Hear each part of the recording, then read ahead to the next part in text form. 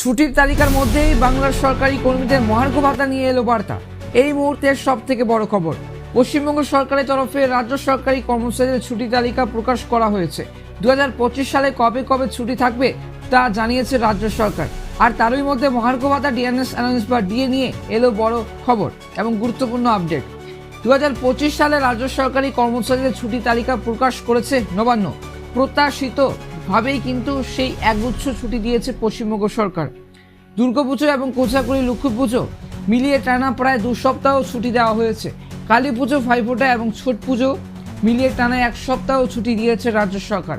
আর তা নিয়ে রাজ্য সরকারকে কটাক্ষ করতে ছাড়লেন না রাজ্য সরকারি কর্মচারীদের একাংশ।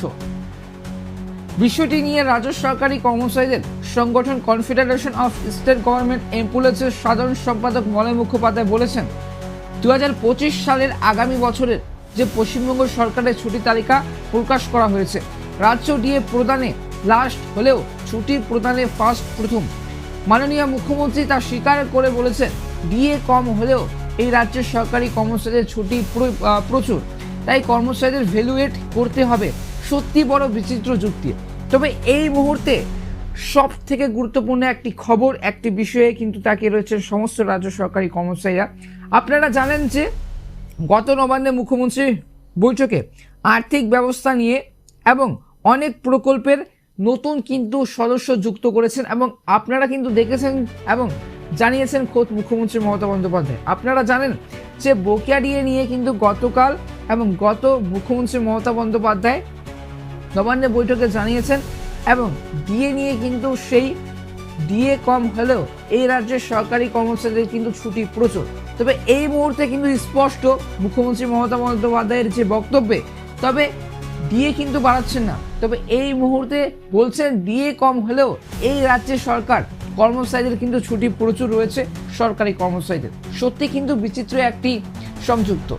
এই যে পশ্চিমবঙ্গ রাজ্য সরকারি কর্মচারীরা এখন ষষ্ঠ বেতন কমিশনের আওতায় স্যালারি এবং বকেয়া মহার্ঘ ভাতা ডিএনএস অ্যালাউন্স বা ডিএ পাচ্ছেন। তবে এই মুহূর্তে গত যে নবান্নের বৈঠকের পর ডিএ নিয়ে কোনো বক্তব্য না বলাই কিন্তু সেই এই মুহূর্তের সমালোচনার কিন্তু ঝড় সৃষ্টি হয়েছে। তাদের প্রাপ্ত বকেয়া মহার্ঘ ভাতা হার হলো 14%। আর সেই 14%-এর মধ্যে 2024 সালে কিন্তু 8% মহার্ঘ ভাতা বাড়ানো হয়েছে। জানুয়ারিতে 4% ডিএ বৃদ্ধি করেছিল নবান্ন, আর তারপর এপ্রিল আরও 4% কিন্তু ডিএ বাড়ানো হয়েছে। তবে এই মুহূর্তে সেখানে কেন্দ্র সরকারি কর্মচারীরা সপ্তম বেতন কমিশনের আওতায় 53% হারে মহার্ঘ ভাতা পাচ্ছেন, যা 2024 সালের জুলাই থেকে কার্যকর হয়েছে। আর তার ফলে পশ্চিমবঙ্গের রাজ্য সরকারি কর্মচারীদের সঙ্গে কেন্দ্র সরকারি কর্মচারীদের ডিএর ফারাক দাঁড়িয়েছে 39%। একাধিক রিপোর্ট অনুযায়ী আগামী 2025 সালের জানুয়ারি থেকে কেন্দ্র সরকারি কর্মচারীদের আরও এক দফায় ডিএ বাড়তে পারে।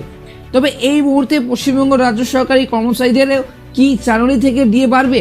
আপাতত পশ্চিমবঙ্গে এই যে পশ্চিমবঙ্গ সরকারের তরফে সেই বিষয়ে কিছু জানানো হয়নি এই মুহূর্তে। এমনিতে গত বছর ডিসেম্বরে মুখ্যমন্ত্রী মমতা বন্দ্যোপাধ্যায় ঘোষণা করেছিলেন যে 2024 সালের জানুয়ারি থেকে রাজ্য সরকারি কর্মচারীদের ডিএ বাড়বে। তবে এই মুহূর্তে এবারও সেরকম কোনো ঘোষণা করা হয় কি না সেদিকে কিন্তু তাকিয়ে আছেন রাজ্য সরকারি কর্মচারীরা।